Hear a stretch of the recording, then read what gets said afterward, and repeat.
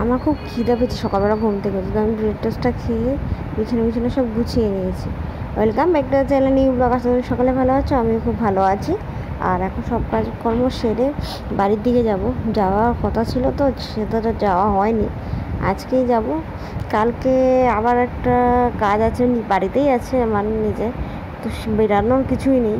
তোমরা সেগুলো ব্লগের মাধ্যমে কিছু দেখতে পারো, বাকিটা তোমরা এই টিভি মানে ফটো ভিডিওসে দেখতে পাবে। তো আমি রেডিও তো হয়ে গেছে, পুজো দেওয়া কমপ্লিট হয়ে গেছে, গান শুনছিলাম। তো আমি এখন বেরিয়ে যাব, বাড়িতে যাব কিছু জিনিসপত্র নিয়ে। সেটা হলো যে বড় টিচার্স ডে সেলিব্রেট আছে কলেজে, তো তার জন্য শাড়ি পরে যাবে। তো আমার ব্ল্যাক কালারের শাড়িটা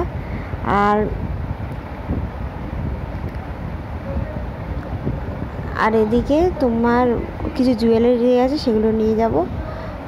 আমার এদিকে ড্রেস মানে চুড়িদারটা চলে এসেছে, তো আমি ওটা দেখবো ফিট করে কেমন হয়েছে না হয়েছে, সেগুলো তো চেক করতে হবে। আর একটা ডেলিভারি অর্ডার ছিল, ডেলিভারি করা ওই বাড়িতেই অর্ডারটা দিয়ে, সেটা আসবে কি না সেটাও দেখতে হবে। তো চলো আমি বাড়ির দিকে যাই, বাড়িতে এসে তোমার সাথে কথা হবে।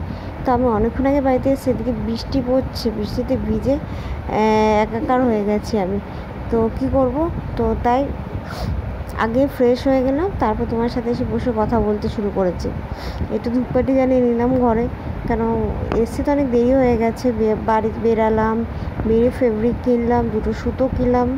আর এদিকে তোমার সাথে শেয়ারই করে দিচ্ছি। দেখো, মা 3টে নিয়েছিল, আমি আরও 2টো নিয়েছি। বড় ফেব্রিকটা পাওয়া যাচ্ছিলো না দোকান থেকে, তার জন্য। আর এই যে দুটো সুতো, শাড়ির কালারের দুটো সুতো, এদিকে ফুলের কভার খুলে রেখে দিয়েছে। আর তোমাদের সাথে অবশ্যই আমার জামা কাপড়গুলো শেয়ার করবো।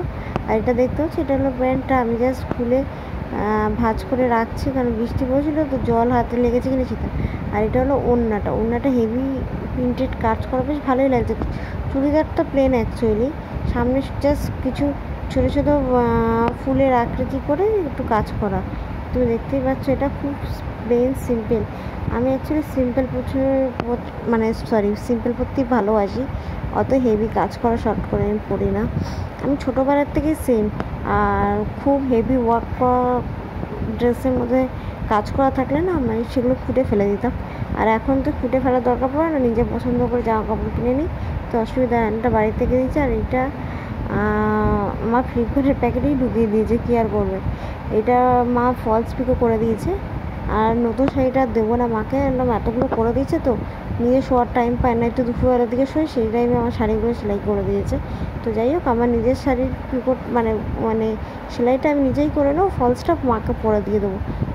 পুজোর সময় তো পরবো, আমি অষ্টমীর দিন শাড়িটা পরবো, তো ওইটুকুই টাইমে পরবো, বাকিটা পরে দিয়ে দিলে মা সেলাই করে রেখে দিতে পারবে, অসুবিধা নেই। আর এত হুট করে বৃষ্টি নেমে গেল, কি আর বলবো। আর কালকে কি কাজ আছে সেটা কালকে তোমাদের সাথেই শেয়ার করবো, এখন বলে লাভ নেই। কেন লাভ নেই, কেন বললে তো তোমরা জেনেই যাবে না কী করবো, এই জন্য। তো খাওয়ার একটু ইচ্ছা করছে না, শরীরটা খারাপ করছে, কারণ খেয়েছি পাস্তা। এবার পাস্তাটা খাবো আমি। তো চলো, ভিডিওটা আমি এখানে শেষ করলাম। Tata, bye bye, next